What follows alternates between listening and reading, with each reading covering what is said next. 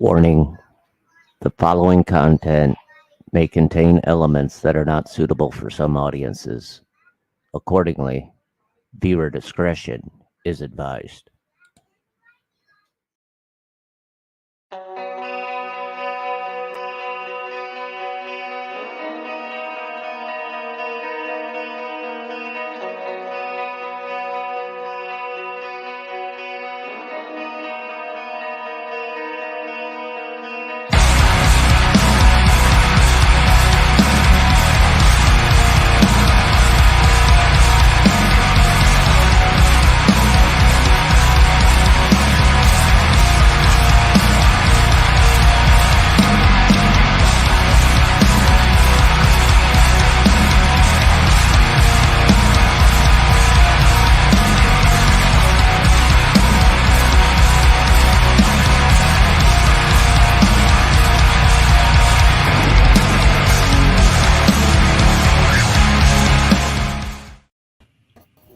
Hello, everybody. Happy Friday. It's me. We all love Fridays. Oh, yeah.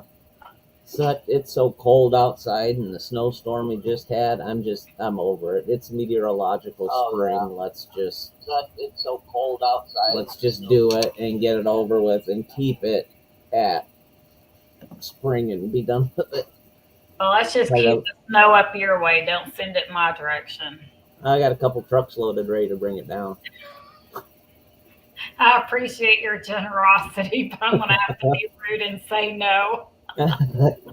So for anybody that didn't catch the beginning of the intro, we are doing episode 5 on H. Holmes, or as he was born, Herman Webster Mudgett, the first American serial killer in documented history. So yeah,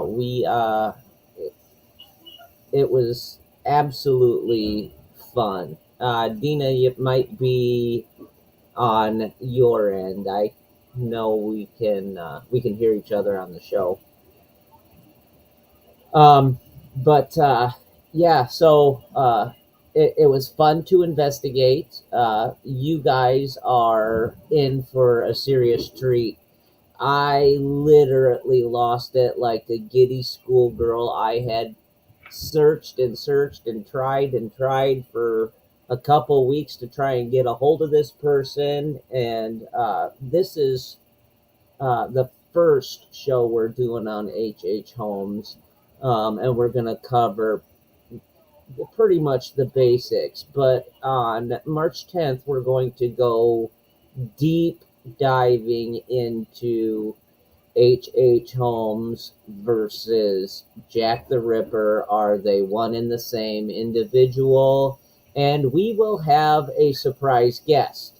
And that surprise guest is going to be none other than Herman Webster Mudgett's, or H. Holmes' living great grandson, Jeff Mudgett. And when I got the email, I was so ecstatically happy. And at first, I'm like, if he's going to be on the show this week, I'm just going to surprise. I'm just going to surprise Phoenix. She can't. I'm not going to tell her. I want to see her reaction live on screen.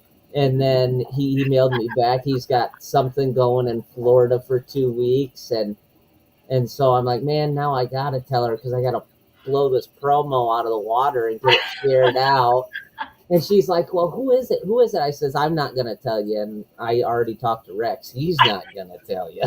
I didn't argue too much with you because I was like, yeah, right. I'm going to try to smooth Rex. I cut that avenue off. Tell you.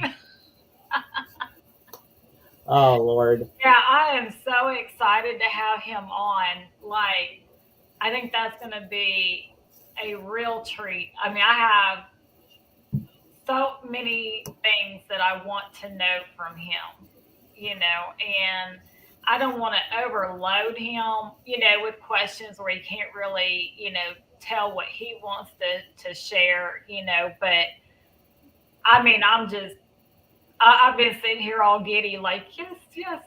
Oh yeah, I and then just emailing him back and forth. He's such a cool, laid back guy. He honestly really is. So back to it. We are discussing the one and only H. Holmes. Um, so Holmes was born as Herman Webster Mudgett in Gilmanton, New Hampshire on May 16th of 1881. To Levi Horton Mudgett and Theodate Page Price, both of whom were descendants from the first English immigrants. Uh, Mudgett was his parents' third born child. He had an older sister, an older brother, and a younger sister and a younger brother. Um, they came from a farming background, and at times later on, he worked as a farmer, a trader, a house painter.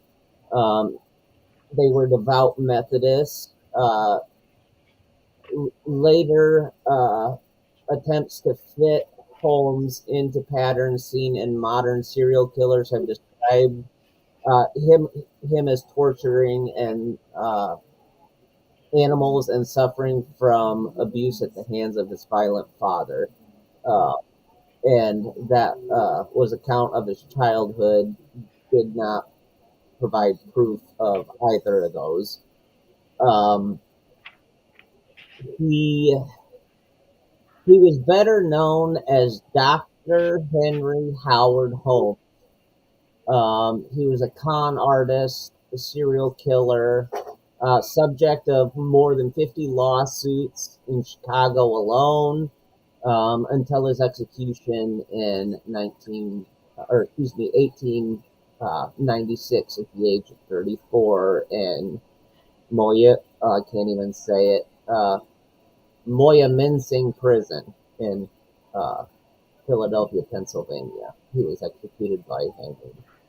Um, he chose a career of crime that included insurance fraud, swindling, check forging, 3 to 4 bigamous illegal marriages, and horse theft and murder. Despite the fact, ironically, that his confessions of over 27 murders, including some people who were verifiably still alive while awaiting execution, he was convicted and put to death for only one murder, and that was his business uh, partner and accomplice in the body snatching life insurance fraud, partner Benjamin Peitzel. Um, it's believed that Holmes killed 3 of Peitzel's children, as well as the mistress, um, the child of one of his other mistresses, and sister of another.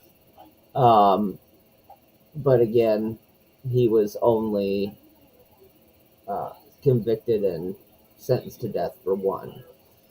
Much of the folklore surrounding the quote unquote murder castle in Chicago, along with many of his alleged crimes, are considered likely to be exaggerated or fabricated for sensationalistic tabloid pieces.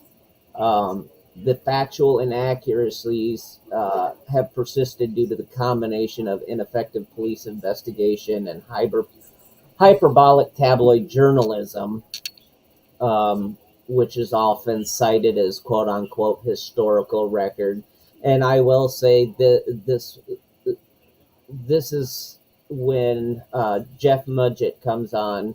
He was a lawyer. He is an investigative historian. Um, he he literally researched everything to a T, and he's not one to tell you that this is what you're going to believe, this is the way it is. No, he is going to give you the hardcore evidence corroborating investigative findings that he has found, and things throughout, and let you draw your own conclusion. I watched his TEDx talk and how he put that together, and it was presented was phenomenal. It allowed me to draw my own conclusion, and it's not about murkying the waters. He's trying to clear up the waters and get a clear picture into H. Holmes.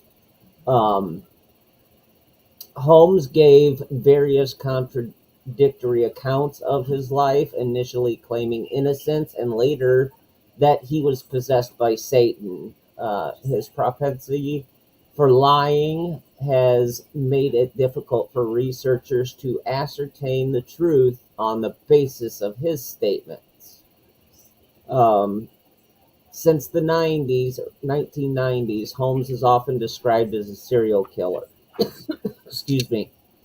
Um, and Selzer writes, quote, just killing several people isn't necessarily enough for most definitions of a serial killer. More often, it has to be a series of similar crimes committed over a period of time to justify that part of being a quote unquote serial killer. And he was good at what he did. I mean, he was good at hiding it. He was good at taking off when the heat came on. Man, yes, Kathy, definitely body snatching. And it's phenomenal he got by with what he did for how long he got by with it. This would be his business partner. That's Ben Peitzel.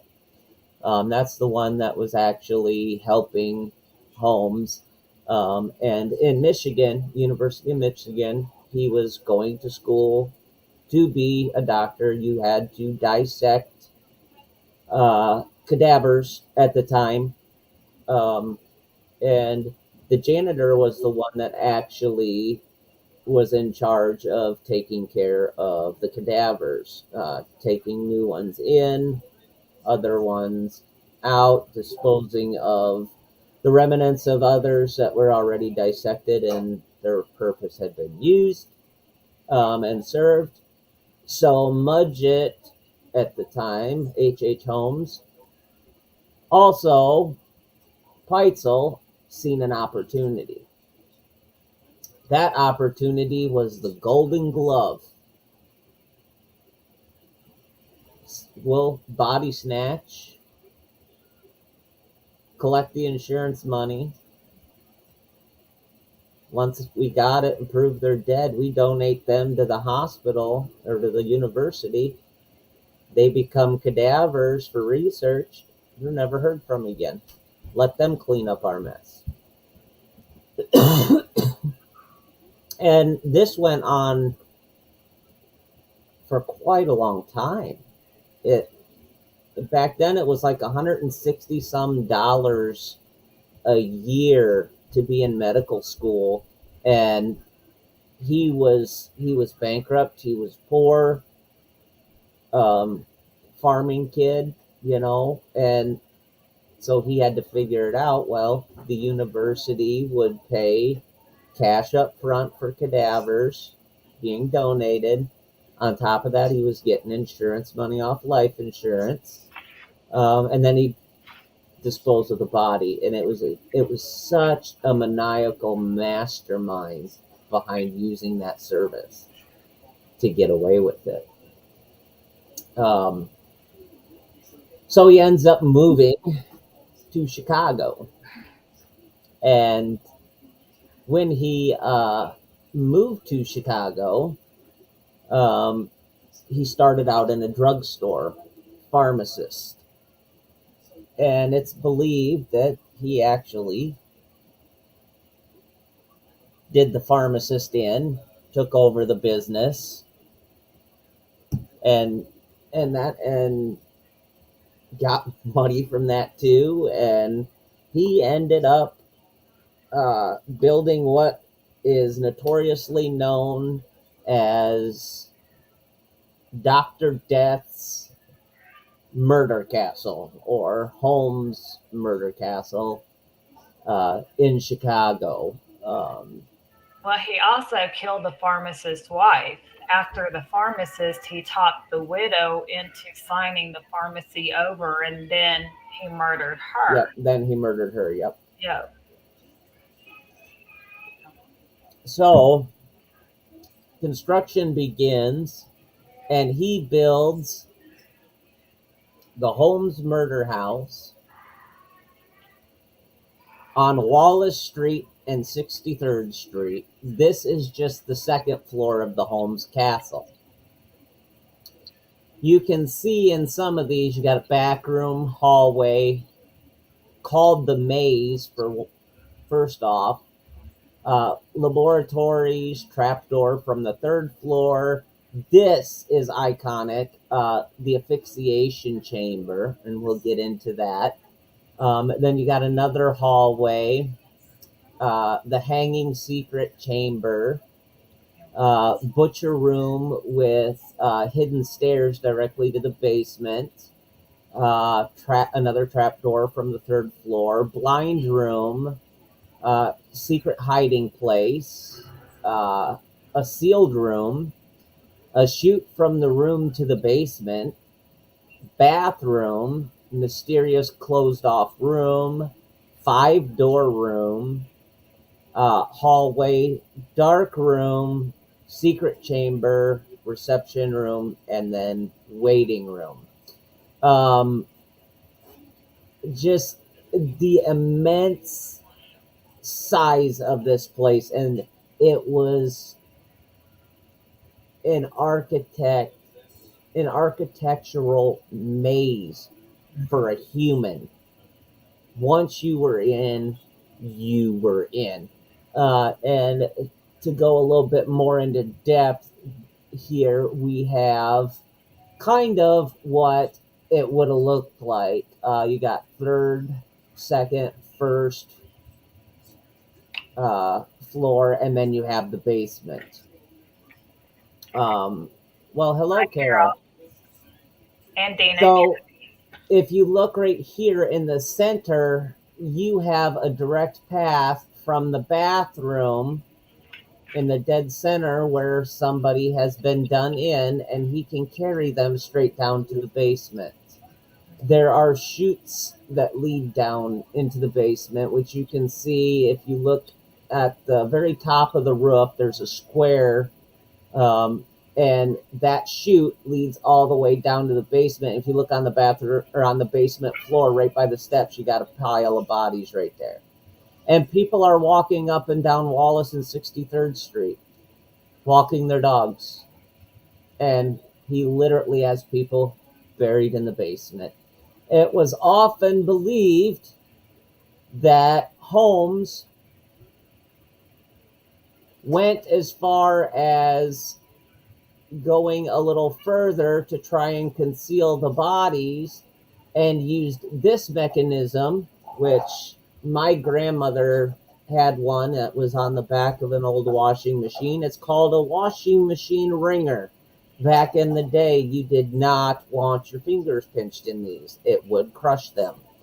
Now, it is believed that Holmes would intentionally reduce the size of his victims by running them through a washing machine wringer and flattening them out, easier to conceal, right? Furthermore, Holmes had put in an extensive furnace. It hurt. Yeah, it does, Kathy. It hurts really bad. It lets you know when it's got a hold of you. This extensive furnace to heat the entire place is enough that he could indeed have burned and been the first crematorium in that time and era. Excuse me. It's just it is astronomical. Here you have, this is the spade that Holmes used to bury Alice and Nellie, and we will get into their story here in a minute. This is Howard Peitzel's teeth, and they found those in ashes next to the furnace. Um, it's it's just astronomical. These are the two little kids of Peitzel's. Um, the guy was not remorseful at all. He really wasn't. So here we have what Holmes Castle looked like back in the day when it was completed. It's just a massive structure.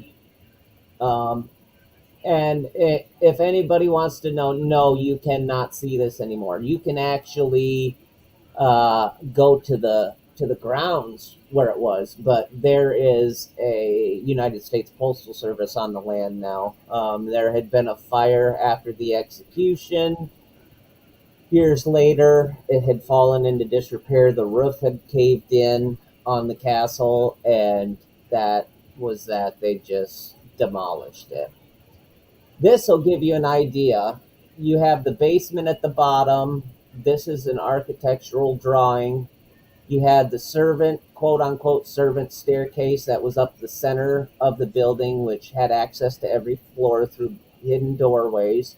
And then you had the chute, the body chute that was the entire span and of the building from the roof to the basement. So if somebody was on the roof, it went straight down to the basement. Absolutely residual energy. That's not the only residual energy there is, though.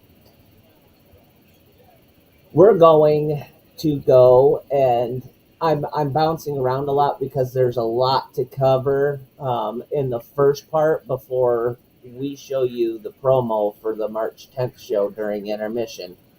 So I'm going to ramble off some things, and then I'm going to let Phoenix take the wheel as usual. Oh no. He used a front for a glass bending facility and factory to be made with a larger furnace. They started excavating the ground and pulling debris away, and they did find some things. It was honestly nothing that was notorious and noteworthy enough to actually warrant tying in to that issue. Do we know that's what happened there? I'm If he built a castle to do it, I guarantee he built a glass bending factory to do it as well. You have to think how massive them furnaces are. I mean, and it'd be like a gas chamber at Auschwitz, enough to heat glass to a molten point or to a pliable state, and the amount of glass that you'd have to use, it'd be essentially a mass cremation oven. Um, so yeah, fast forward. Then you have Jeff Mudgett, author, lawyer, um, and uh, investigative historian, had long since suspected being related to H. Holmes. And they went so far as to petition courts, the family did, to have Holmes exhumed for DNA testing. And when they finally were able to exhume them were they dug in the area and at a normal depth they did not find anything. When Holmes was set to death, he said he wanted his body buried in concrete. Ironically, he didn't want his body stolen and taken somewhere else to be dissected, even though that's what he was doing to everybody else. So they dug to 10 foot and they found a concrete sarcophagus. Inside was the bones of H. Holmes. Jeff Mudgett standing over the exhumation site, looking down in there, and he said it was he started weeping, and he thought to himself, how why am I weeping for a man that was so evil? And he said, and I quote, "You're standing there looking at it, and I'm holding his skull and looking into his skull, and he uh, Holmes was so well preserved that, granted, there was decay, there was dehydration, there was shrivelization. His brain was still in his skull." Wow. Yeah. And Jeff's going to go into that some more. He's working on the American Ripper. He's done endless talk shows. He's done endless interviews when it came out, and that they were related to Holmes. And then, as I understand it, they are a descendant of Robert E. Lee as well. Um, they found that out as well. So he has done all this stuff, and he's talking about H. Holmes and the stuff he did, and he wrote a book called Bloodstains Redo, and this is exactly what H said. "I was born with the devil in me. He has been with me ever since." So while we're on the subject, here is what we have for our author and our guest on March 10th. That is Jeffrey Mudgett. And we have Jeff actually. I want to do the mugshot first if I can find it. This was Holmes's mugshot, and it is an iconic. Anybody that looks at that photo without any notification across the United States, it's such a widely told story of what H. Holmes looked like. Let that image burn in your head. Now I'm going to show you what Jeff Mudgett looks like dressed up for the History Channel for H. Holmes.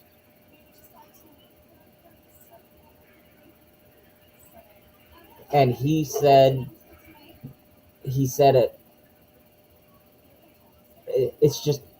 iconic, the idiosyncrasies of it, and the bone structure, the posture, and it's awesome, and I can't wait for him to be on the show. I really can't. We have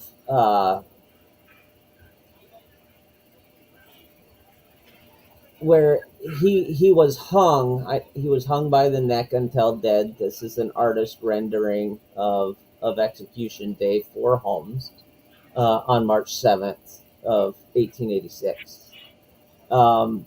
So I wanted to go and make sure I got you guys all that information before we got into our intermission show. I know it's a lot right off the bat, but yeah, I'm going to let Phoenix take you guys a little bit deeper for about the next half hour. I'll chime in, and we'll get the pump prime for these guys to watch that promo. Well, I don't know how much more deep I can go as such. I just, I you shared a lot of the general information. One thing that I wanted to point out is, I told Dave, I said, I know this sounds kind of creepy, but when you look at his pictures, if you didn't know who he was, you would look at his pictures, and a lot of women would say, he was a nice looking man back then. He was considered very attractive. And I told Dave, I said, if I was alive back then, and, I wouldn't have known who he was, just like the women who met him didn't know. And I said, I could have very easily thought, well, this is an attractive man. And by all accounts, they state that when he was pursuing a woman, he was, um, I would say, very romantic in a sense. Mhm. Doing all the things that a lot of women would want. Maybe not, at least back in that day. They very, much on what was considered respect of women, buying little gifts, just in general being romantic. Yes, Kathy, he looked like he was well to do. He didn't look like he was kind of a shady person as such. He just looked like pretty much anything a woman would want to walk into her life, which is how he got a lot of his victims. Mm-hmm. At the same time, he was still able to use all that to help manipulate men to some degree, to potentially help commit the crime, which I think, yes, like Ted Bundy, that's another good example. But, I told him, I said, not that one murder is worse than another, as such, but, just being a woman and having, fallen in love and stuff, how terrible to think that you've met the man of your dreams and, you know, here this is a man who's setting you up to take everything you have and kill you and then collect more money, on your debt. And then for people like Yep. Peitzel, and stuff, he was trusted around his family and his children. And so, as a parent, I'm reading a lot of this stuff and it was just like, oh my gosh, it almost made me want to get up and go check on my kids and just like, are they okay? It was through scams that he looked wealthy. Yes. Yeah, he actually was not. And in fact, something else I learned is he barely graduated medical school. Yep. He was at the very bottom. In fact, he did so poorly that the board at the school took a vote to see if they were going to go ahead and let him graduate as a doctor, and they went ahead and agreed to let him go on. So that's the only reason that that he was a doctor, but it's not even like he was a brilliant man. I want to say in the sense of just being book smart. But I would say for him to do everything he did, he was probably brilliant as in street smart, if that makes sense. There was a separation. But by all means, that was probably part of his charm is that he could say, I'm a doctor.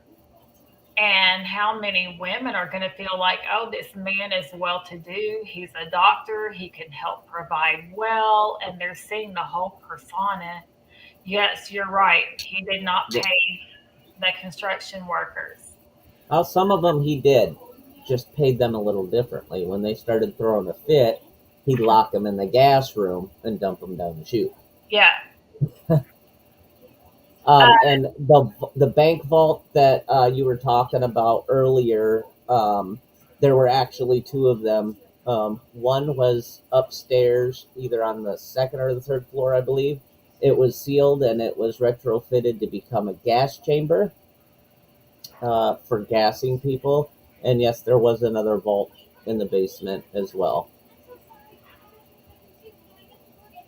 Um, Something else that I wanted to put out, this has not been proven to be factual, but it is a rumor that it could have potentially happened because of how the Peitzel daughters were found.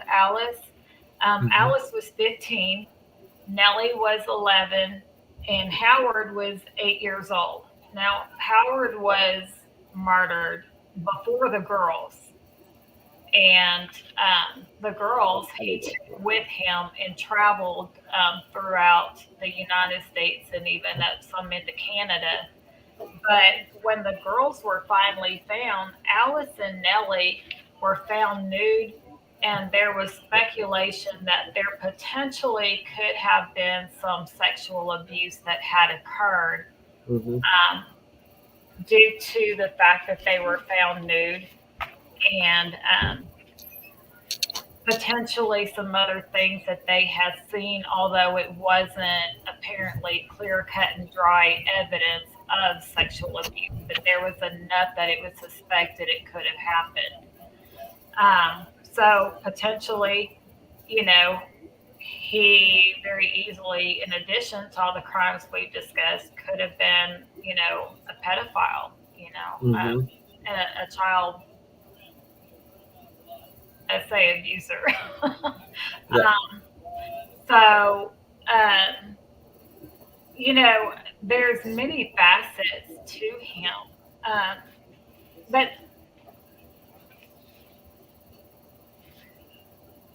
I lost where I was wanting to go. Let me see what Carol's saying. I really wonder what happens to someone that allows them to do such things and still be able to look at and live with themselves. Oh my gosh, I know. And see, that's part of what I kind of bring. Sometimes when Dave, kind of starts the show and gives the bulk of it, I like to come in with the other side of it, and bring some of that to it, to the discussion, and get some of that going because it's all part of the story. It's not Hmm. just the facts of what happened. It's all the questions we have. Yes. Oh, and the interesting thing about the Jack the Ripper story, when they're saying there's a lot of coincidence, is awfully interesting that after um, the murders of the three children, and then Holmes convinced Peitzel's wife that he was alive and told her, of all places, that he was hiding out in London. Now, and Jeff will cover this in the March 10th show on Cold Case True Crime Murder Mystery. Scotland Yard did a computer renderization of what the Ripper looked like in London due to eyewitness testimony that's still on file. It still remains unsolved. Ironically enough, they stopped when Holmes was executed. Yeah. So here is a rendition of the computer. I don't have the video where it morphs over and matches. I'm gonna see if I can get that from Jeff. I'll email him this weekend.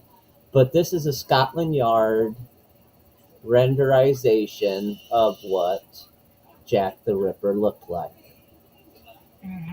And if you morph that over, you look at the bone structure in the high cheekbones, the nose has been broken, the jawline, Holmes had a broken nose, the eyes, the prominent forehead without his fedora on.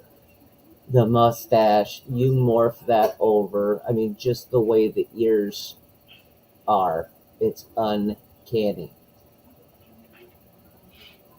Yeah. And when we're going to let you guys draw your own conclusions on Triple H versus JTR, are they one and the same on March 10th?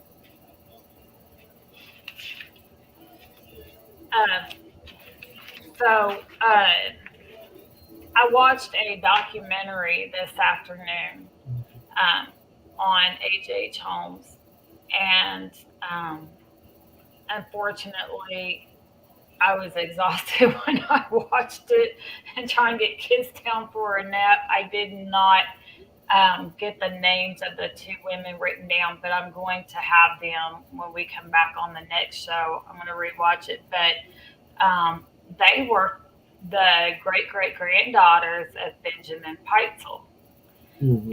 And they were kind of tracing the steps of their great great grandfather in H. Holmes during the crime spree there. And of course, their journey ended when they got to the location where Benjamin Peitzel was murdered. And, of course, they were very emotional because they said, even though we didn't know him and they know that he played his role in the crimes, they were still upset because they said this is still our relative and something that happened in our family history, and he didn't deserve to die the way he did. Mm-hmm. If he was committing crimes, yes, bring him to justice. He needs to be held accountable. But, he, Holmes killed him for insurance money. yes, and it was actually set up, where it wasn't supposed to be Benjamin Peitzel who died. Um, it was supposed to be another insurance scheme where um, Peitzel's wife was to collect, wasn't it $10,000, Dave?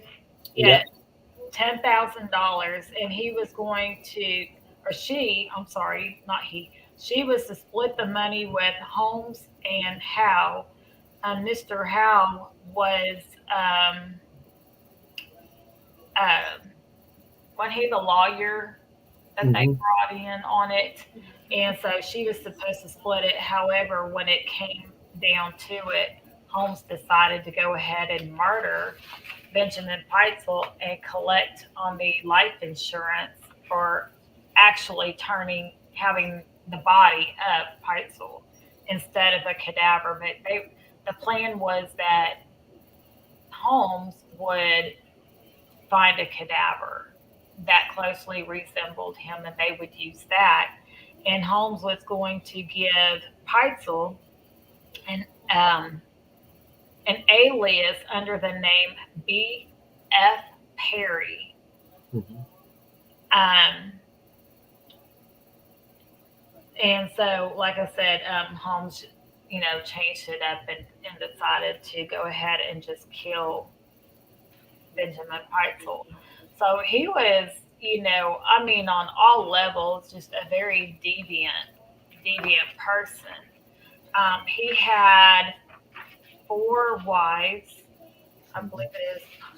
I've got too many notes here. Okay.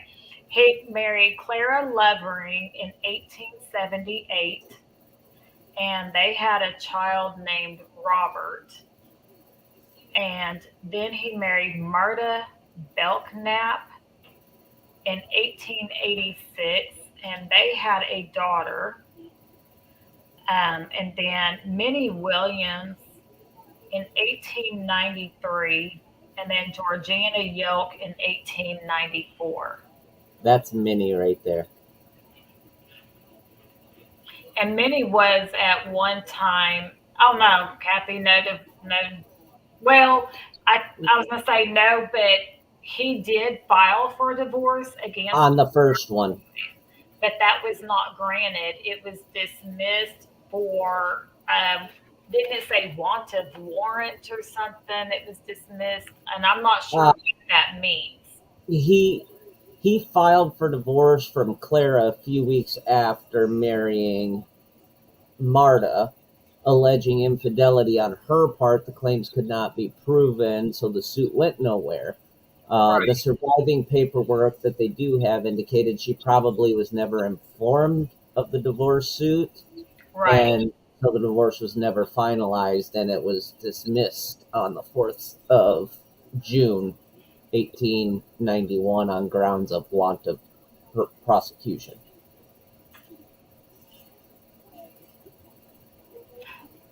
Dina, I actually, uh, Dave, was he using the pharmacist ID? He was an MD. He was a medical doctor. The only thing he did was change his name from Herbert. Uh, yeah, I'm Yeah, sorry, on the tip of I my didn't tongue think again. he took the For, pharmacist. yep, he He had his he own went medical. from Herman Webster Mudgett, changed his name to, you know, Howard. Henry Howard Holmes. And being a pharmacist, he could work and be a pharmacist back then because he already had his medical degree. He Right. was a medical doctor. He had surgeon training. I mean, we're talking early 1880s and early 1890s, turn of the century time, and there wasn't uh, there wasn't a whole lot of quote unquote licensing and training. It wasn't a really regulated field yet. Right.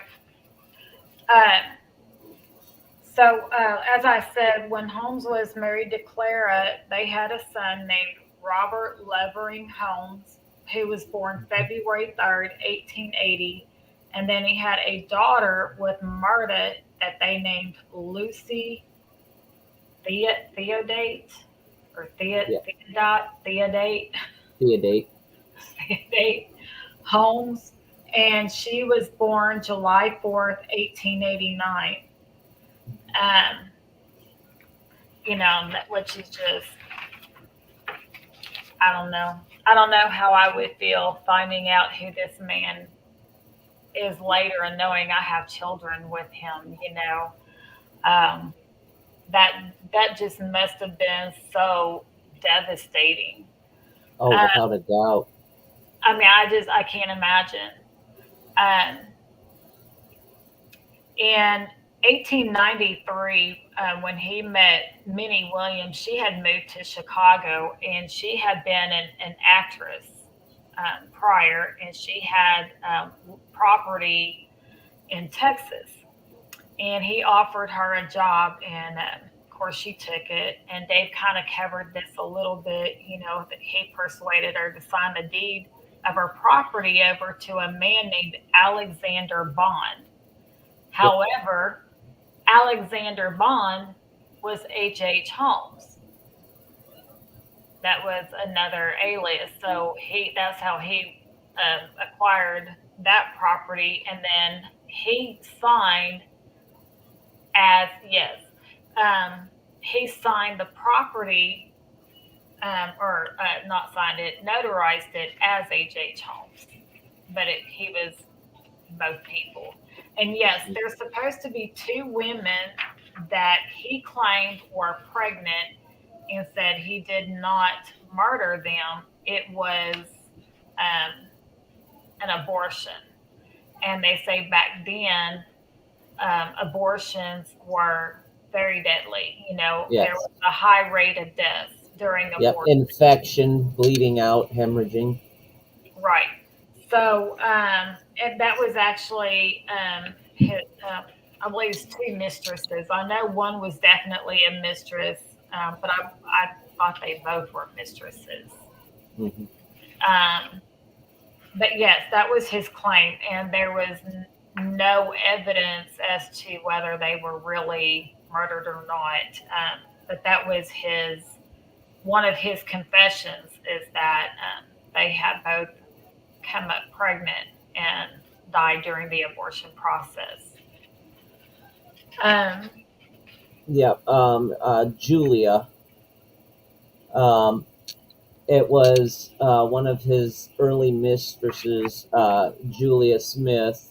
She was the wife of Ned Connor, who had moved into Holmes' building and began to work at his pharmacy jewelry counter. They had an affair, and Julia and Pearl disappeared on Christmas Eve of 1891, and Holmes later claimed she had died during an abortion.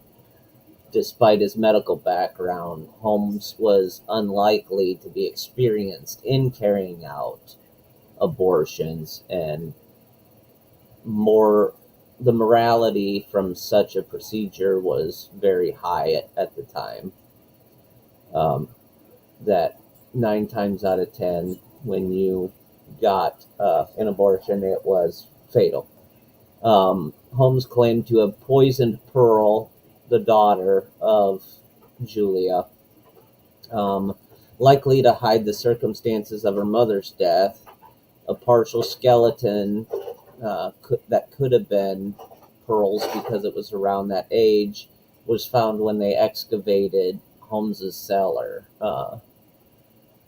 And Pearl's father was actually a key witness at Holmes' trial in Chicago. um, so there's some suspicion around some other um, deaths that happened. Um, there's a story where they say there was a man named Patrick Quinlan who claimed to have worked for H. Holmes about 20 years prior, and says on March 4th, 1940, his body, and he was 59 years old at the time, his body was found in the home of Portland, Michigan, where he had ingested large amounts of strychnine in an apparent suicide. But other people around him say that they believe that he was haunted by the spirit of one of America's first serial killers, H. Holmes. So, you know, the story, has just gotten bigger and bigger and bigger as the years, have gone by, from where it started just with where it was to, stories like this coming up.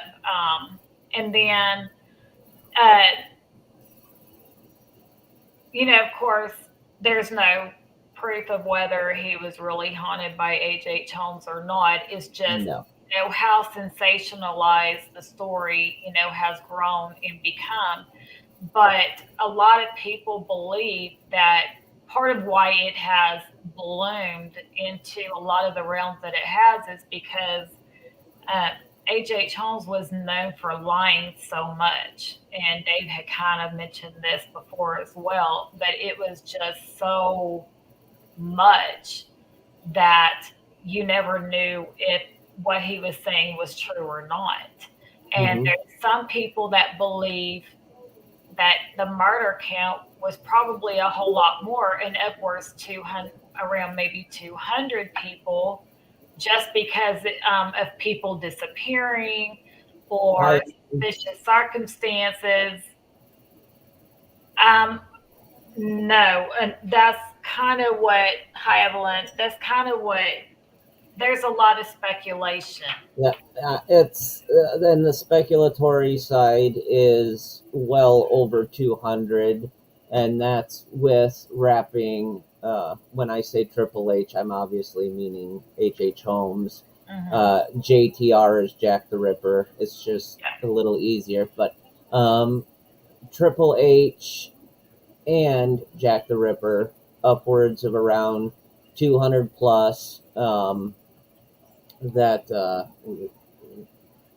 it fits for being a suspect in Jack the Ripper's side of things. And the span of the crimes here in America is that of only 3 years. 1891 to 1894, and he was arrested in November of 1894. So one killed and confirmed, which he was put to death for, but 9 total suspected in um, in the United States. And in 94, Holmes married Georgiana Yoke January 17th of 94, while he was still married to both Clara and Marta. Yeah. And it is also reported that, he had a big safe in his hotel, and Hmm. he would pipe chemicals and gases in there to kill them. And Dave and I were talking about this right before we went live. Um, when police raided the hotel and they opened up the door of the gas chamber, one of the women's footprint was embedded on the door.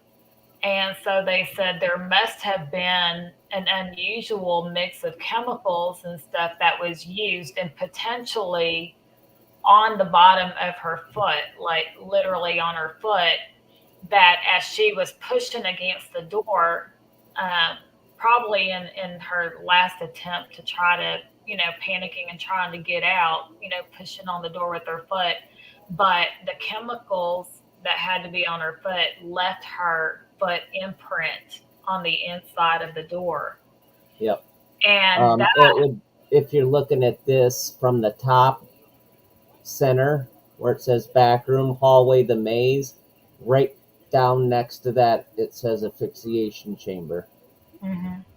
That's where the asphyxiations would take place.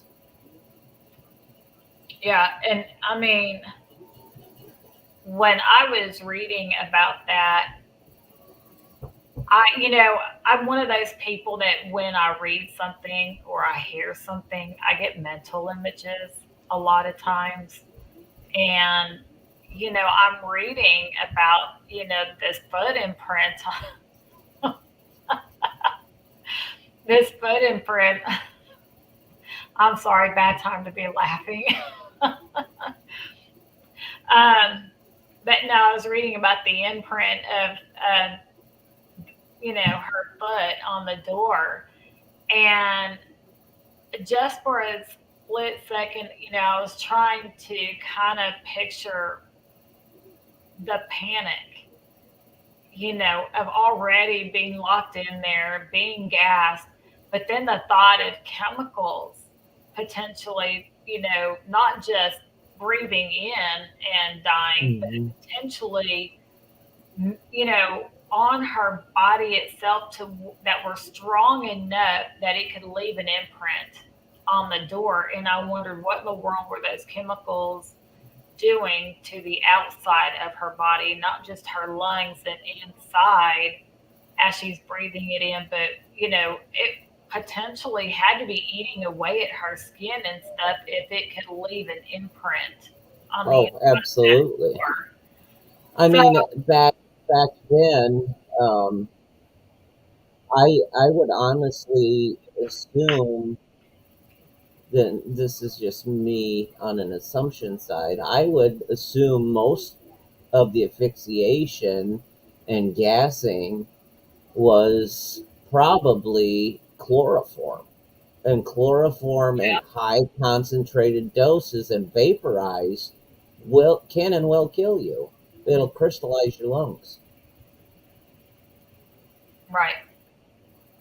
Yeah, I mean, this man was so sadistic.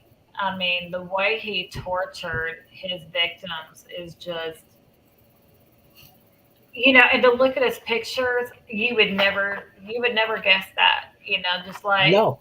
y'all brought up Ted Bundy earlier, and that's part of it is so many of these people, that's how they get by with it so long because they can blend in so well and don't look like, I think in society we kind of have these images in our mind of what a stereotypical person looks like. If Hmm. you have a label on, well, this is what they look like, and these people don't look like we would think a serial killer looks like. We think they have to have devil horns and pointy tails and a pitchfork, but Right. And they the look more you like, get into it, the more you realize you're putting yourself in that situation, in that yeah, environment. You're going down the road less traveled and trying to keep your sanity.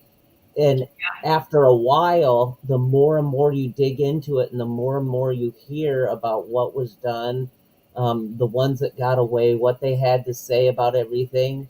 If you're any kind of an empath, or have any empathy or emotion towards anything, any humanity whatsoever, some of these cases, when you are diving into them, yeah, you might have watched a movie about it. Yeah, okay, it was 100 some years ago.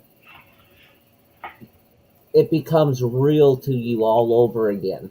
A hmm little girl's footprint on the door. I mean, come on. That's just, yeah, that would definitely get me. But yeah. we are at our 1 hour mark, so without further ado, we are going to play the promo for our intermission of our March 10th show.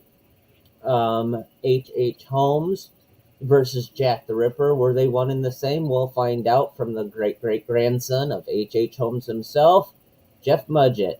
Until then, we will be right back after a short break, and we'll dig in even further.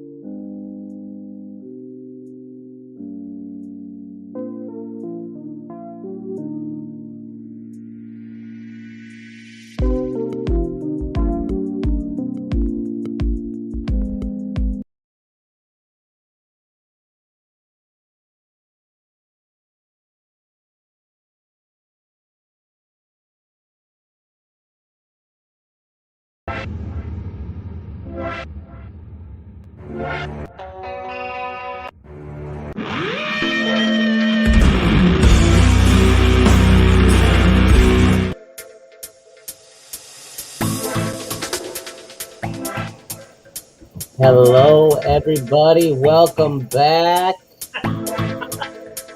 I think H. Holmes is ticked off at us or something here.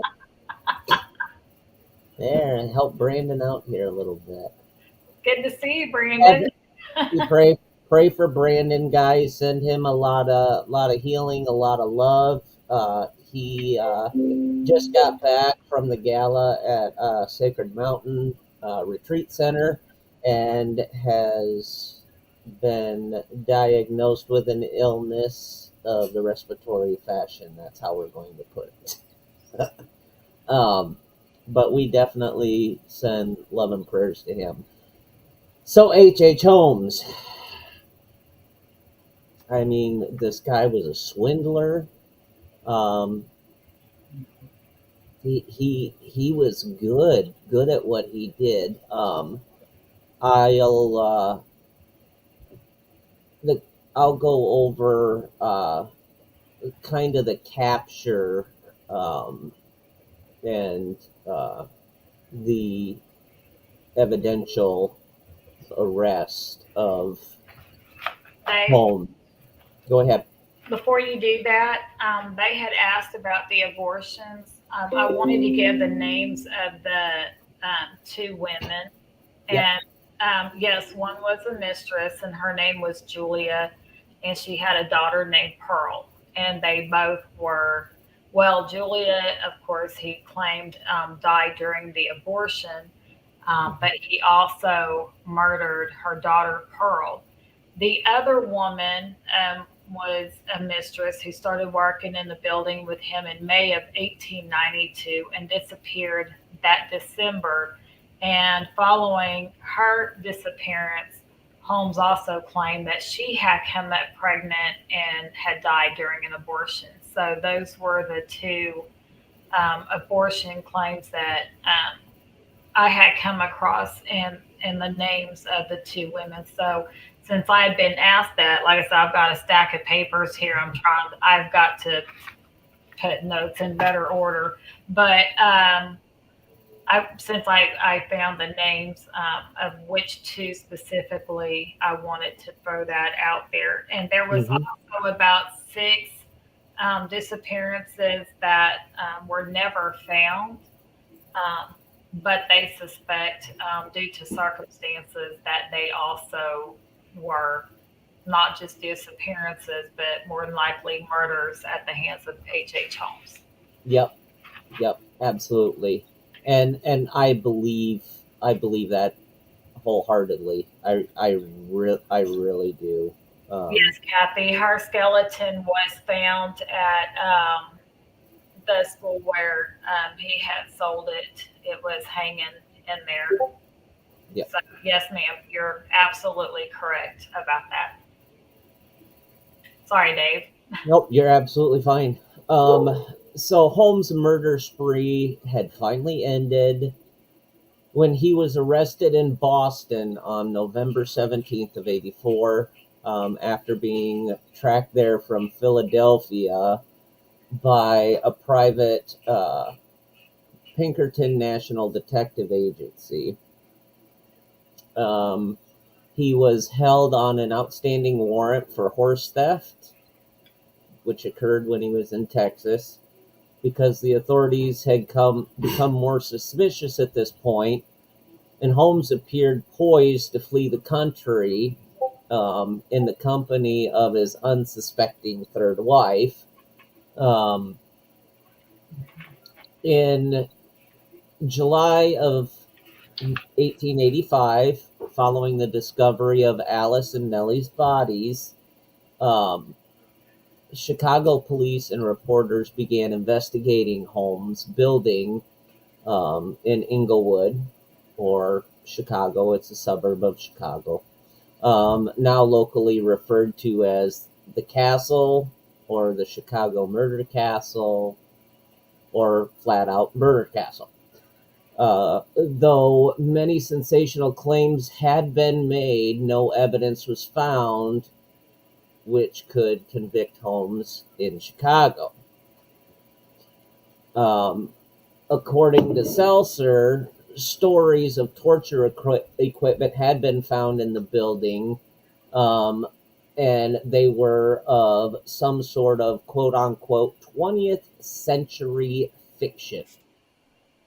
So I would assume that would mean in my book there is a lot of homemade tools of torture. Uh, in October of 1895, Holmes was put on trial for the murder of Benjamin Peitzel. He was found guilty and sentenced to death.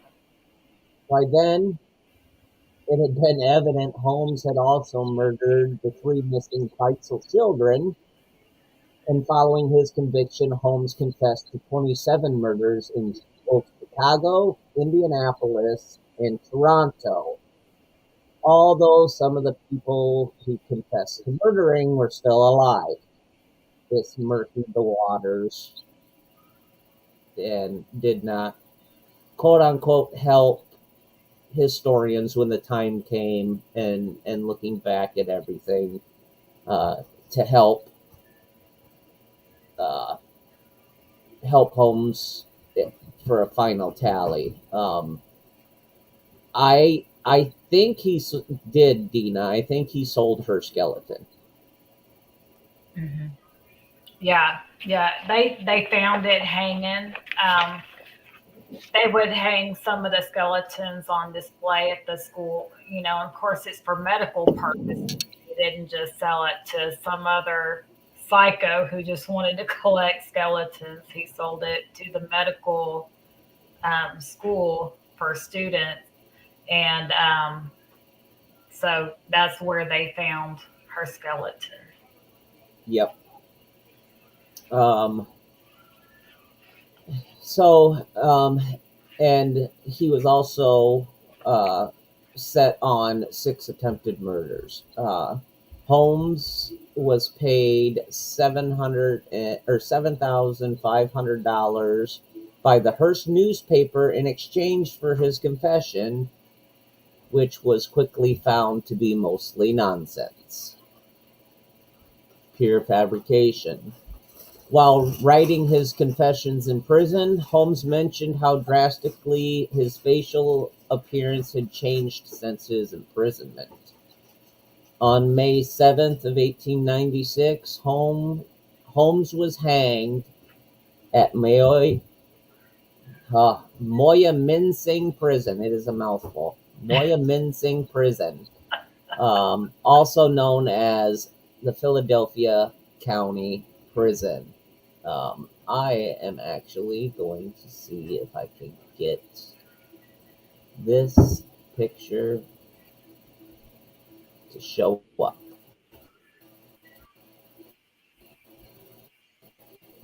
So here we have in of Holmes what the prison looked like.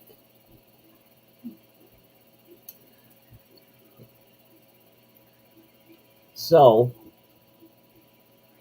on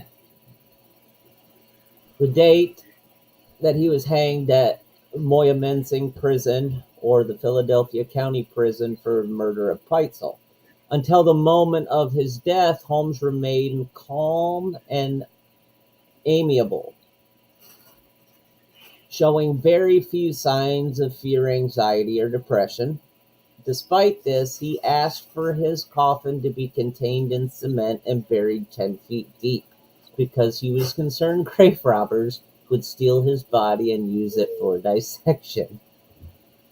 Holmes' neck did not break. Instead, he strangled to death slowly, twitching for over 15 minutes before being pronounced dead 20 minutes after the trap had been sprung.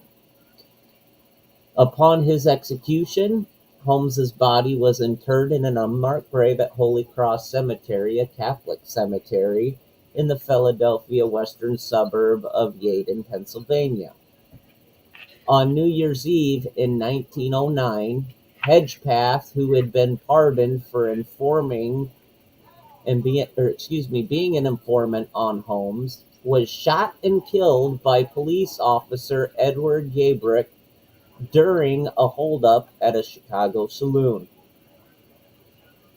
On March 7, 1914, the Chicago Tribune reported that the death of Patrick Quinlan, a former caretaker of the castle, quote unquote, the mysteries of Holmes Castle would remain unexplained. Quinlan had committed suicide by taking strychnine. His body was found in his bedroom with a note that read, "I couldn't sleep." Quinlan's surviving relatives claimed he had been haunted for several months and was suffering from hallucinations. The castle itself was mysteriously gutted by a fire in August 1895. One, let's see, that would have been 3 months after Holmes's execution. According to the newspaper clipping from the New York Times, two men were seen entering the back of the castle between 8 and 9 p.m. About a half hour later, they were seen exiting the building and rapidly running away. Following several explosions, the castle went up in flames. Afterwards, investigators found half-empty gas cans underneath the back steps of the building.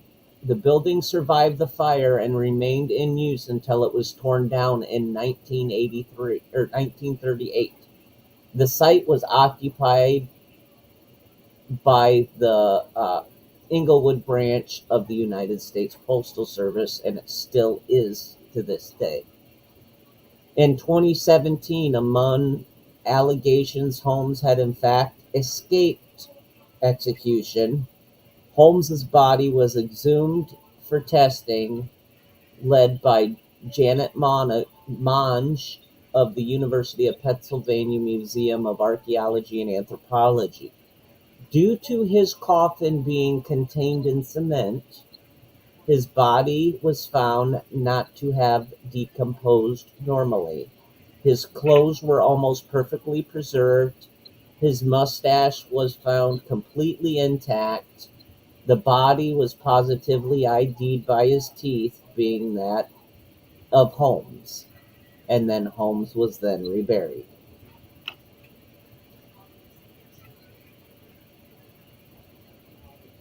The guy that rolled over on him and became an informant just he really pissed away his pardon.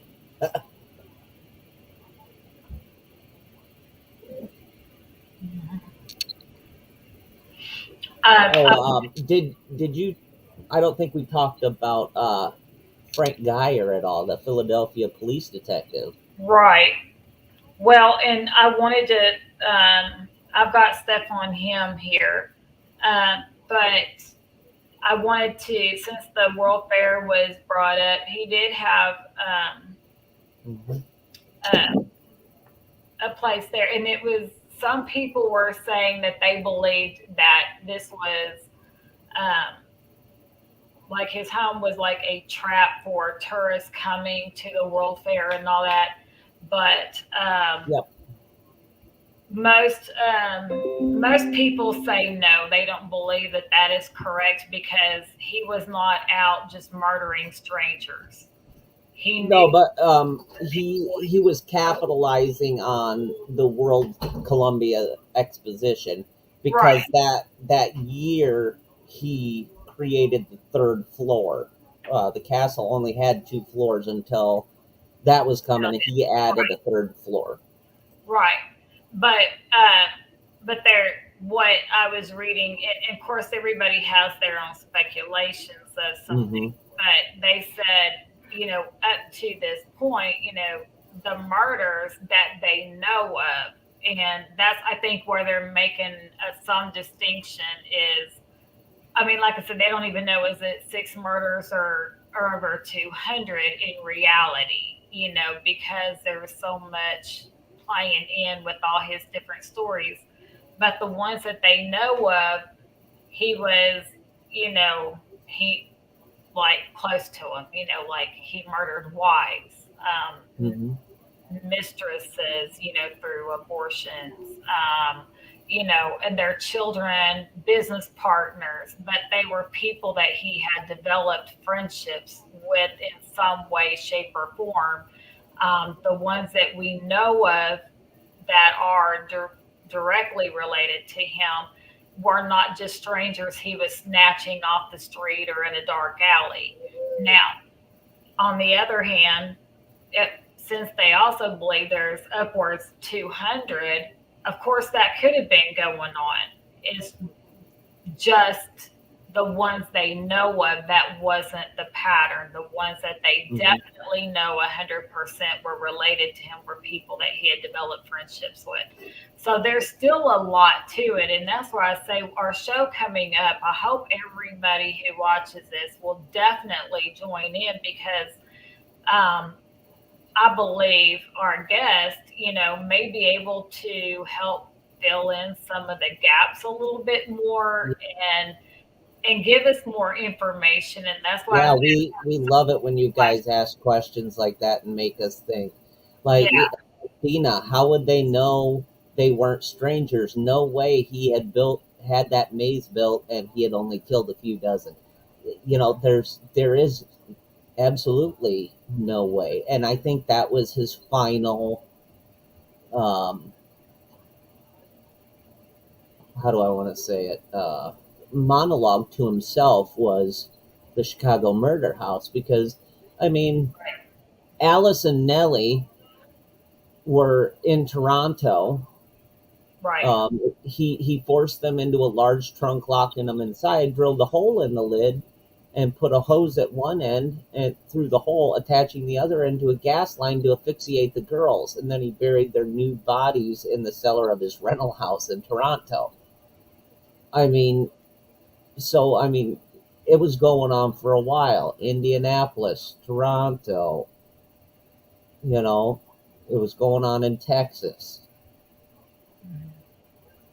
And I will tell you, it is my wholehearted personal belief that, in the early 18, 1880s, I believe he was Jack the Ripper. I believe he went to London. The surgical precision of what was going on with Jack the Ripper that they found evidence of after combing through later on, um, in history now, that we can do more forensic investigations and testing.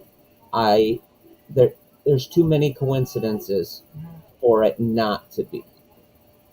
Right. Um, but no, I hope everybody shares it out. I will definitely get it posted up for the promo video, on all platforms, either tonight or tomorrow morning. But yes, you guys definitely make the show. Without you guys in the comments, it would not be the show. Absolutely. And Jeff, that he said flat out, he's like, brother, I have some evidence that is going to blow your listeners' minds, Yeah.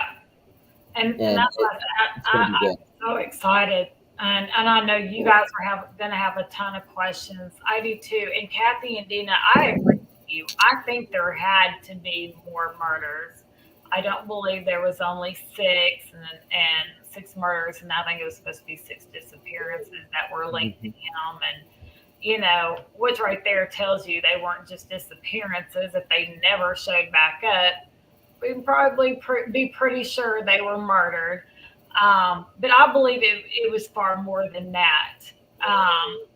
Because I agree. I don't think that he's going to have that kind of elaborate setup No. just to do a few murders, here and there. So I agree with you.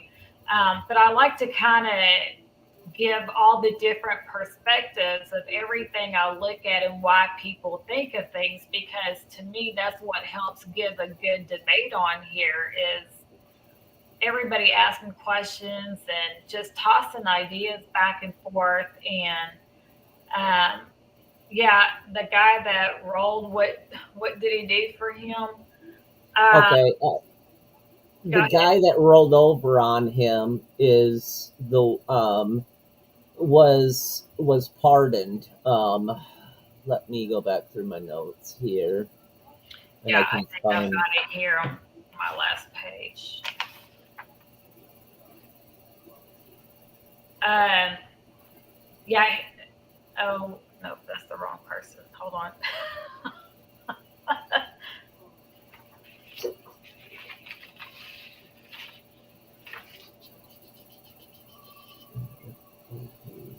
Okay, yeah, he was the former caretaker. His name Yes, was Patrick Quinlan, and he was the former caretaker of the castle. yep, And yes, he was the one that I was telling you ended up committing suicide by drinking strychnine like 20 years after all this. And the family is saying they believe he was haunted by H. Holmes. yep, But that's who he was the caretaker, and he rolled over on H. Holmes in order to be pardoned. And then yeah. Because was you know damn well that Holmes it implicated that he had something to do with it. I mean, he was a caretaker. He had to know this shit was going on. There's there's no way around it. Like, yeah. oh hey, I was dusting the foyer and I found pieces of brains everywhere. No, I think he had to know something. He was pardoned from having anything whatsoever to do with accomplice in the murder or assisting in the murders and disappearance. He had also committed a crime. Hold on, let me pull that up. He was in prison and convicted of another crime, but it was unrelated to H. Yep. Holmes. His crime was after H. Holmes had been executed. Oh, okay. No, wait, no, no, no, no, no. No, because he was shot. Let me get it straight. Yeah, he was shot after, so it was while he was in. So but he had his own crime, Yep. unrelated, and then rolled on him for the other cases to get the deal for his own. I'm sorry. I'm trying to keep it all straight. There are so many people. I was reading through this, and I'm telling you, there were times that I went to my husband and I was like, I don't know how I'm going to keep all this straight. I said, there are so many people Oh, involved. he was a huge con man. I mean, he kept It's people around him. Also, um, when H. Holmes did his confession, um, I had been trying to find it in writing so I could send it to Dave, and I can't find it in person. So what I'm going to do is I'm still going to get the information to Dave, but I won't be able to have it played for you guys until we do the part two of all this with Jeff. But he went into some description of the death of Benjamin Peitzel, and it was pretty gruesome to hear him describing it. And he said that was just, I'm paraphrasing, just kind of scratching the surface of what this man went through. And said that he wouldn't go into the full detail. So how gruesome the whole process was, I am not sure, but he poured chemicals on him, and he was describing how Peitzel was screaming and begging for his life, and the whole process. And like I said, I was hearing his own words that he gave to the detective. Um, and of course, the great great granddaughters of Benjamin Peitzel, their father, or sorry, great great grandfather, this is this is a night for me trying to keep everybody straight. Their great great grandfather was the youngest of the five Pikesville children. So that's how they're related, is through the youngest of the five children. Hmm. Who was left with the mother. It was the baby and the oldest child. I think it was the oldest and the baby who were left. But um, anyway, he was describing to the detective, and I mean, these women were sitting there having to listen to his statement describing the death, and the look on their faces, they were like, "We've never heard this before. Yep. All the evidence we've had, we have never heard this." And I mean, it was like you said, Kathy, giving you chills. It was like I was sitting there listening to his statement, and I was like, if he's, you know, and I'm not trying to discount his statement when I say this, but if he lied so much and they said they didn't know, I mean, like, and I can't imagine that he would overdo it, unless I don't know. I figure it's probably a pretty accurate account, and it was just gruesome, Yeah. absolutely And gruesome. Frank Geyer, who was the Philadelphia police detective assigned to investigate Holmes and find the three missing Peitzel children, uh, found the decomposed bodies of the two Peitzel girls in the cellar of the Toronto home on St. Vincent Street. And Detective Geyer wrote, "The deeper we dug, the more horrible the odor became.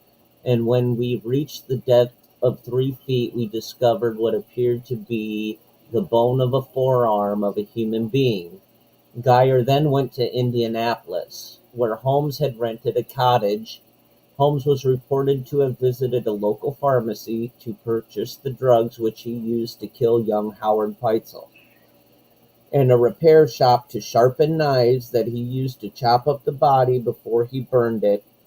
The boy's teeth and bits of bone were discovered inside the Holmes chimney.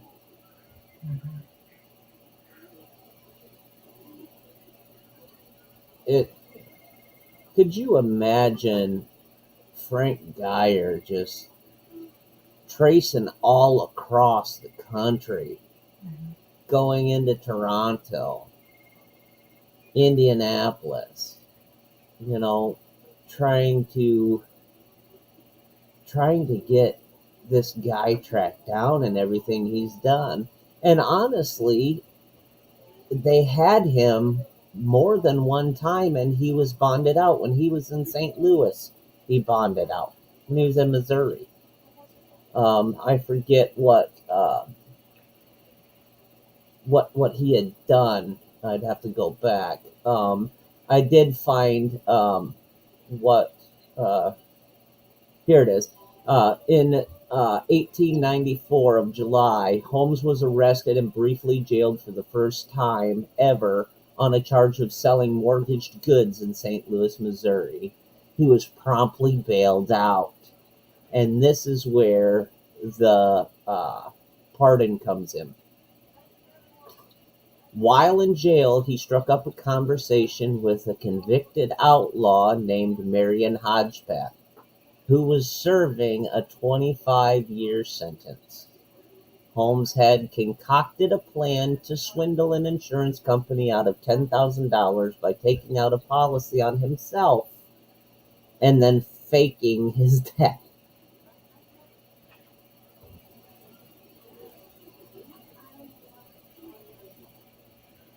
So he got a little loose lipped while he was doing time in the Concrete Hilton, and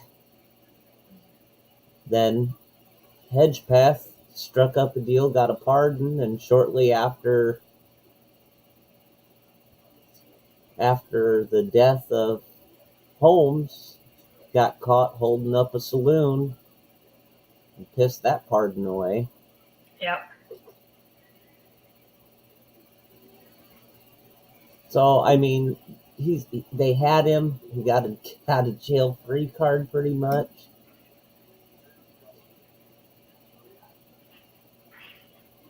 Oh, it's just it's crazy. It's nuts. I mean, the poor kids. He could not draw the line. He had nothing anywhere keeping him from hurting children or their mothers. And I don't get it. And I agree. Murders don't just wake up one day and start murdering. It just it happens over time. And I believe if he had not been caught, he would have mastered it and fine tuned it even more on how to get away with it. And that was the whole purpose behind the design of the castle. Mhm. It had to be. Dina says, so was Holmes ever questioned before the man had told on him? Not to the murders. Yeah. Right. Yeah, not on the murders yet.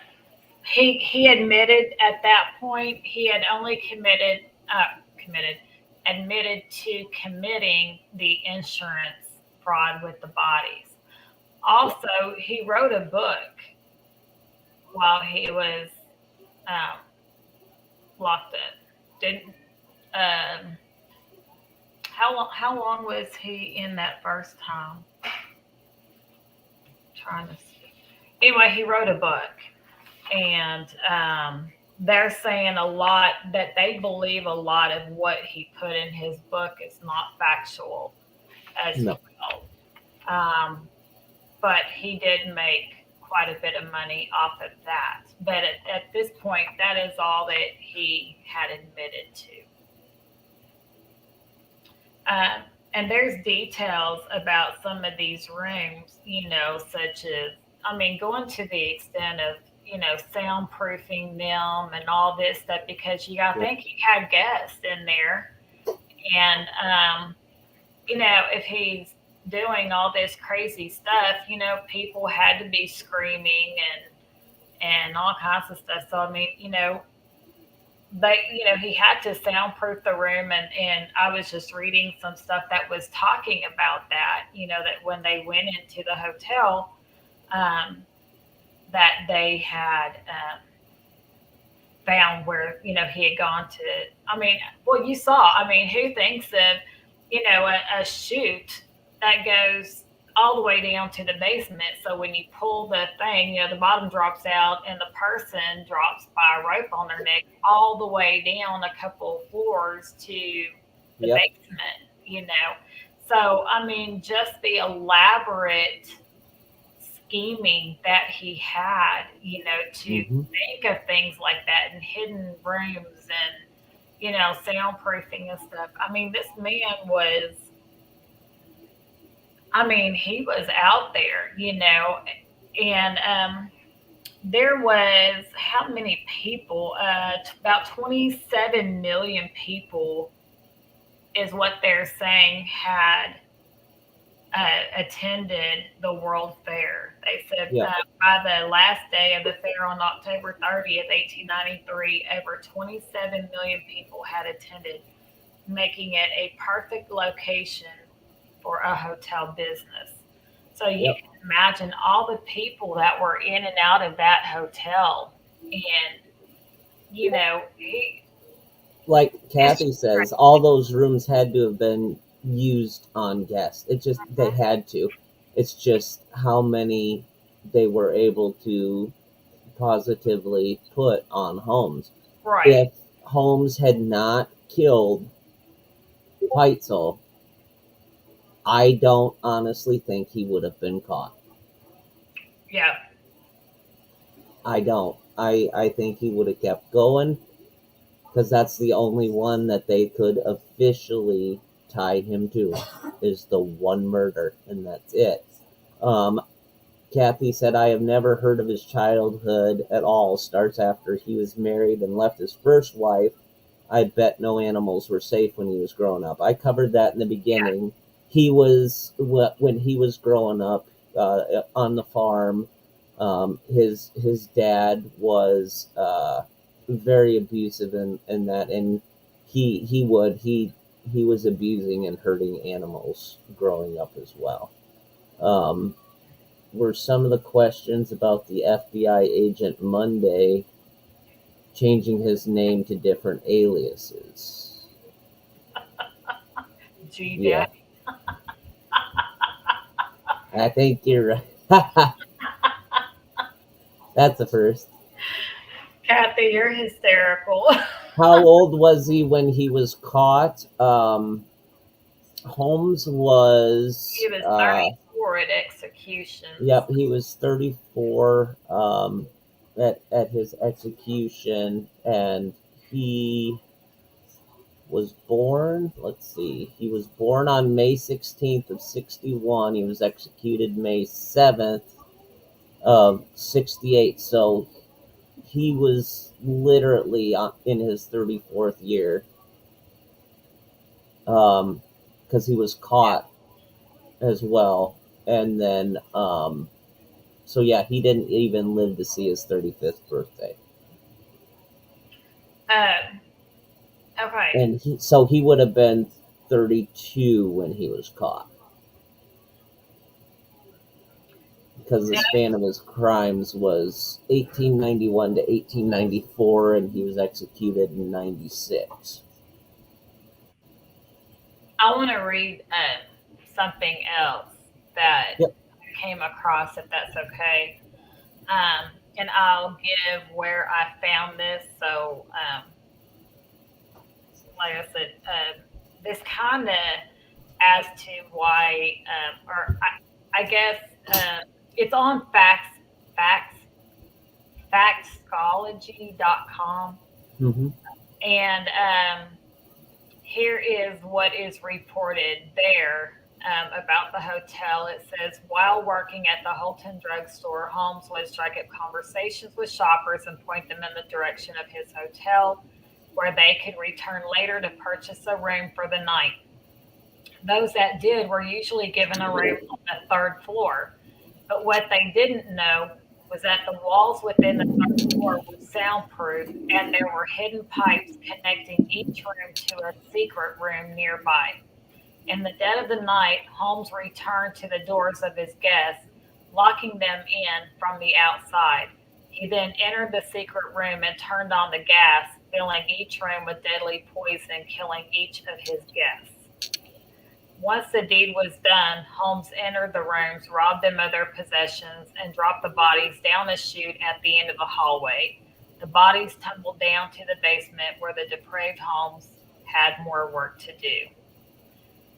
Um, and then it goes on to say he used what he had learned from his anatomy professor years earlier. It says Holmes peeled the skin off of his victims, leaving just bones, and then sold the skeletons to medical school for a high price. Others he tossed into the furnace, destroying all evidence. So that's why they're saying it is so hard for them to know exactly how many victims he has, and why they're speculating that it could be upwards of over 200, because there were just so many people that would just disappear. But there's, like they said, evidence gone, but yet when they went into the hotel, the reports um, by some sites anyway are reporting that the third floor was set up that way. Yep. So And I've seen that on he, a couple I'm others. wondering, if, because he went as far as, like, in here, he went as far as creating escape tunnels. So Right. he had a way out if it ever came down to it. Um, here you can see the body chute. You can see the elevator shaft bottom, which could have been used as an escape route as well. On Wallace Street, where door to the gas tank room with sidewalk, Hmm. and then back alley underneath the sidewalk, a giant fuel tank is found. Like, how Right. is this not noticed by authorities during that time and did not raise suspicion?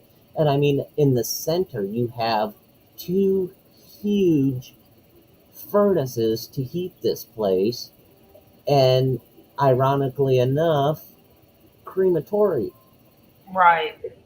because essentially the body of other guests kept the other guests warm. It's just it astronomical. I mean, even looking at an artist rendition of this, the body shoot. How can you be a construction laborer going through this and not have suspicions? It's God, it's beyond me. In its heyday, this is a model renditioning of what it would have looked like on the street corner.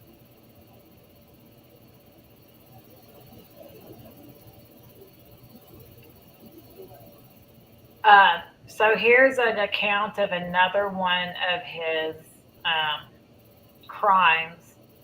Um, Says one woman he scammed was a friend of his wife Marta, and her name was Miss Kate Darkey of Omaha. And it Hmm. says under the impression he would give her a good deal on a piece of property, Kate traveled to Chicago with $40,000 in cash ready to sign paperwork. Holmes showed her paperwork stating he owned property on Wallace Street and was able to sell it. In reality, the deed was forged using aliases Holmes was known to use in the past. None the wiser, Kate signed the deed and gave Holmes the cash. He then offered her a free room in his hotel, and she accepted. Holmes would later write her prayers as she faced death, and in quotations, he put, were something terrible to remember. Oh wow! So, like I said, Uh, there were times where he would give an accounting of some type of their death, like I said, her, and then he gave some description of the death of Benjamin Peitzel. So at times he would give a little bit, and like I said, he claims as far as Benjamin Peitzel goes that he's just giving tidbits of what Peitzel was saying and doing as he was dying, but he would save everybody every detail of it. And then, like mhm. with her, um, what he just simply stated, her prayers as she faced death were something terrible to remember. Wow. So, um, Carol, I'm not sure yeah, there was building inspectors back then. I'm sure there was some semblance of it, but not to a degree as to what building code laws are now. And Kathy says that was part of so many construction workers, no one knew what the other ones did. Is true. I mean, even the steel company in Chicago had sued him because he didn't pay for the steel to build the third floor. Um, and there were actually construction workers, private contractors that would come up missing because they didn't agree and wanted paid from Holmes right away. So Holmes just took care of it. yeah, It's just it's gonna get more interesting. We're gonna get into some really mind blowing stuff when we get to Jeff. It's man. it's going to be awesome. It is going to be awesome. In the meantime, if you guys want kind of a sneak peek beforehand, we got 3 weeks before that show comes. Get online, get Bloodstains redo. Trust me, go through it. I will be doing my reading part this week and go through it. It's just I'll absolutely, Kathy. The plot thickens, and it's going to thicken a lot, but clear up some water. Next week on Unsolved Mysteries. I'm definitely going to read the book. I'm going to have it completely read by the time we come back for the show in 3 weeks. Yeah. I'm excited. Yes, yes, it is rumored that Meghan Markle is a distant cousin.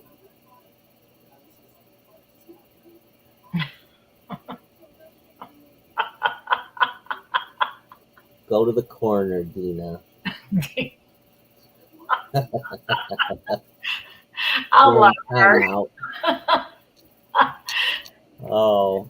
Dina, you're amazing. That's funny. Yeah, there is so much. I mean, he did, Carol. You're right. He got away with so much with so many people with different walks of life. Like how many people suffered because they were trying to feed their family. This is turn of the century, and we're just out of a national civil war, trying to put an economy back together, and these people are getting stiffed, and he's getting sued, but you can't get blood out of a turnip. In reality, he was dirt poor. He Right. had no money, and what he did have went into other schemes. I mean, he was a 1890s Jeffrey Epstein, but with murder. So, Dave, before we get off here, Mhm. you want me to tell you a twist to the story that I just told you? Yeah, I always like a twist. Okay. Yes, I am. Sorry. Okay. So the murder of Miss Darky, Kate Darky, was an accounting given by H. Holmes. As I said, he said that about her prayers. In a twist, apparently he lied about that murder. Really? Well, yeah, it doesn't surprise me. Your face. Okay, so it says it turned out that Holmes had lied in his confession, something that became extremely evident when Kate Darky, who is alive and well in Omaha, put out a public statement saying, "I have never been murdered, not by H. Holmes or by anyone else." Well, I would certainly hope not. Otherwise, you're. Out there to kind of show what they were saying, about his stories and never knowing what to believe. Because we had covered that at the beginning that he confessed to 27, and they told you that some of them were reported to be alive and well. So, Yeah, and that's. and Kathy, that's true. Maybe he got the name wrong. It could have been, yeah. But And I mean, he he was did so much in just 3 years' time. right. That we can actually pin on him here in the United States. Now, Scotland Yard, MI5, and all them, and Jeff he's working with all of them to try and clear up the water and solve the Jack the Ripper case. and finally put it to rest. And it's going to be interesting to see what he brings. Yeah. I'm It excited. really is.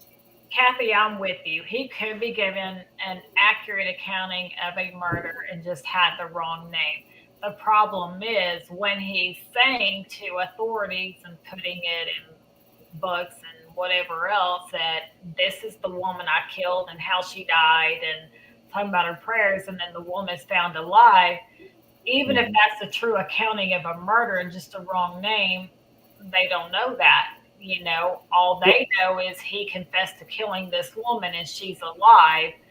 So whether it's a wrong name or just a flat out total lie, we don't know. And that is kind of why I wanted to share, the story of his claim and then come back and give you guys, hey, no, she actually was found alive, because this is a lot of what authorities were dealing with, hmm trying to sort out the facts of what was happening. But yes, if there, I agree, Dina, he could have, you know, he could have been giving them hints and they just didn't pick up on it type deal. And I agree. I think he did. He killed a lot more. I think, Um, and But as much as he lied and tried to exonerate himself, and it made it extremely difficult for detectives back then, and it was already time consuming to them just tracking down the amount of fraud and back alley schemes and body snatching, grave right, robbing. Uh, he it is one of the smallest time spans in serial killer history, but is the most notorious because one, it's the first, two, it's the same time as the Ripper, right. American and London. Uh, it's just there is so much that went on with Holmes that honestly, if people would have looked at it, Thank you, Carol. yes, thank you, if they would have looked at the behaviorisms and stuff like that. And what the hell was Faisal thinking? I mean, be a business partner with a guy that's snatching bodies and everything else. Did it ever occur to you, like, oh, hey, one day I might be next? Right. That's my girl. There she is. Remember to smile.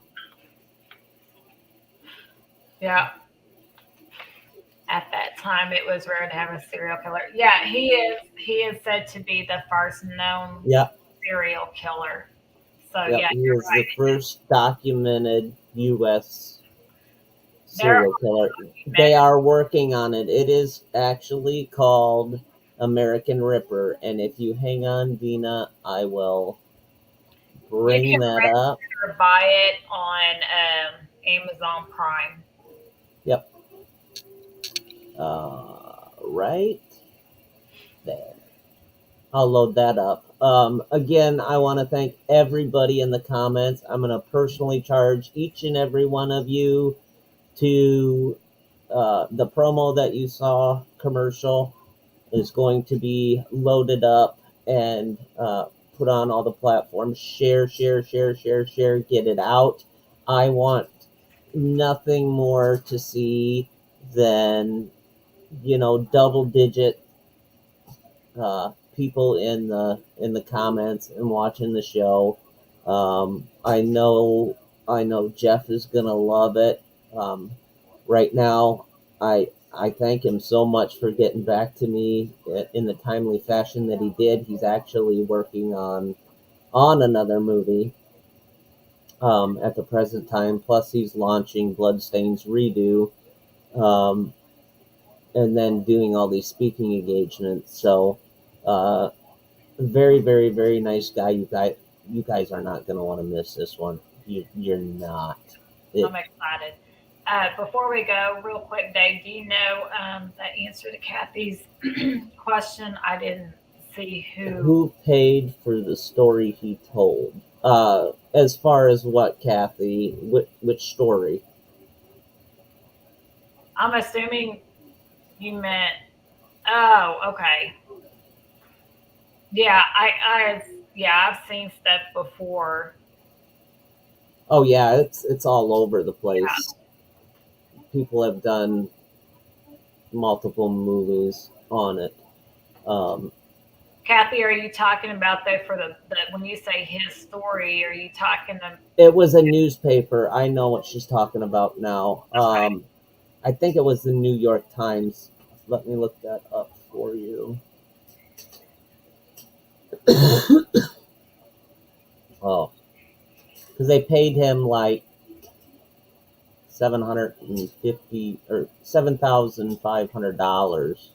Dina, that's what I thought was maybe the book he wrote.